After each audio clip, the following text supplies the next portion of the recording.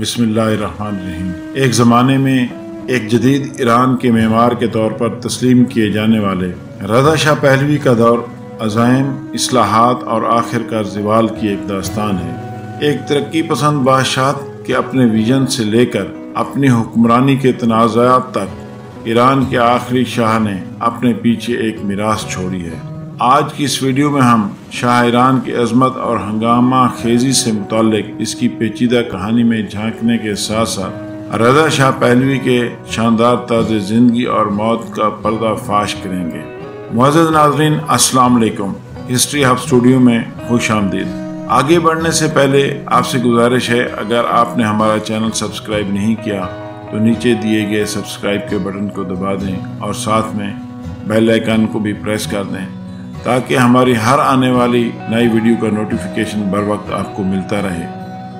معزز ناظرین، ایران کے آخری شہنشاہ رضا شاہ پہلوی 1919 کو پیدا ہوئے۔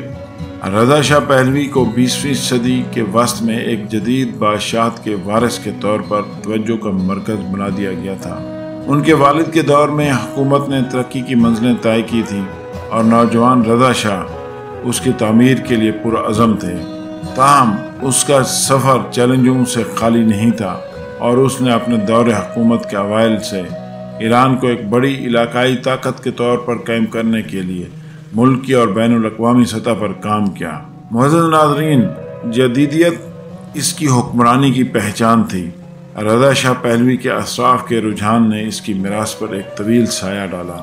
اس کے دور حکومت کی شاندار تقریبات بشمول فارسی سلطنت کے 2500 سالہ جشن کی مہنگی ترین بدنام مثالوں میں سے ایک ہے۔ ناظرین، 1971 میں منعقد ہونے والے اس پروگرام میں شاندار نمائش، عمدہ دعوتوں اور بین الاقوامی مہمانوں کی نمائش کی گئی، جبکہ عام ایرانی اس وقت معاشی مشکلات سے نبرد آزما تھے۔ ناقدین کا کہنا تھا کہ شاہ کی طرز زندگی نے انہیں اپنے لوگوں سے دور کر دیا، جس وجہ سے عوام میں ناراضگی کی ہوا پیدا ہوئی اور شاہ کے اچھے حکمران ہونے کے دعووں کو نقصان پہنچا۔ جو جدیدیت شاہ نے ایران کی عظمت کے ثبوت کے طور پر دیکھی، وہی حکمران اور عوام کے درمیان رابطہ منقطع کرنے کی علامت بن گئی۔ ناظرین، اپنی غلطیوں کے باوجود رضا شاہ پہلوی بلا شبہ ایران کے لیے ایک ریفارمر تھا۔ اس کے سفید انقلاب نے بڑی تبدیلیاں متعارف کروائیں، جن میں زمین کی دوبارہ تقسیم، خواتین کے حق رائے دہی اور تعلیم میں ترقی شامل تھی۔ ان پالیسیوں کا مقصد ایران کو جدید بنانا تھا اور جاگیرداروں کے اثر کو کم کرنا تھا۔ پھر بھی یہ اصلاحات اکثر غیر ارادی نتائج کے ساتھ سامنے آئیں۔ مثال کے طور پر زمین کی دوبارہ تقسیم نے دیہی علاقوں میں معاشی عدم استحکام پیدا کیا اور اس کے علاوہ اس کے سیکولرائزیشن کی کوشش نے قدامت پسند گروہوں، خاص طور پر مذہبی لوگوں کو ناراض کیا۔ سیاسی استحکام کے لیے ان گروپوں کو الگ کر دیا گیا جس کی اسے ضرورت تھی۔ ناظرین، 1970 کی دہائی کے آخر تک رضا شاہ کی حکومت میں دراڑیں نظر انداز کرنا ناممکن ہو گیا تھا۔ وسیع پیمانے پر بدعنوانی، معاشی بد انتظامی اور سیاسی جبر نے عوامی اعتماد کو ختم کر دیا۔ شاہ کی خفیہ پولیس نے شفاقانہ کارکردگی کے ساتھ اختلاف رائے کو خاموش کر دیا، جس کی وجہ سے وفاداری کی بجائے خوف پیدا ہوا۔ دریں اسنا تیل کی بے پناہ دولت کے باوجود ایران کی معاشی کمزوریاں بے نقاب ہوئیں۔ ان نظامی مسائل کو حل کرنے میں ناکامی کی وجہ سے ملک بھر میں مظاہرے شروع ہو گئے۔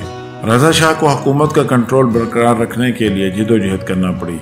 جنوری 1979 میں ایک بھرپور انقلاب نے شاہ کو جبری جلاوطنی پر مجبور کر دیا۔ ایران سے فرار ہونے کے بعد رضا شاہ پہلوی، جو کبھی قوم اور ملک کے سیاہ و سفید کا مالک تھا، ایک قوم کے بغیر انسان بن گیا۔ اس کا سفر اسے مصر، مراکش اور امریکہ سمیت کئی ممالک لے گیا، کیونکہ کوئی بھی ملک اسے مستقل پناہ دینے کے لیے تیار نہیں تھا۔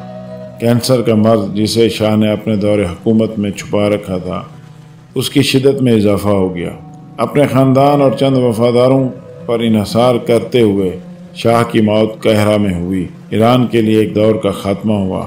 معزز ناظرین، رضا شاہ پہلوی کی زندگی اور دور حکومت تضادات کا مطالعہ تھا۔ ایک بادشاہ جو جدیدیت اور روایت، ترقی اور جبر، ویژن اور زیادتی کے درمیان گھرا ہوا تھا، جبکہ اس کی اصلاحات نے ایک جدید ایران کی بنیاد رکھی، وہیں عوام سے اس کا رابطہ منقطع کرنے اور جابرانہ پالیسیوں کو ہوا دی۔ وہ ایک ایسا انقلاب تھا جس نے عوام کو ہمیشہ کے لیے بدل کر رکھ دیا۔ رضا شاہ پہلوی کی ہنگامہ خیز زندگی کی کہانی سننے اور دیکھنے کے لیے آپ کا شکریہ۔ مزید اس طرح کی ویڈیوز کو دیکھنے کے لیے ہمارے چینل کو سبسکرائب کریں۔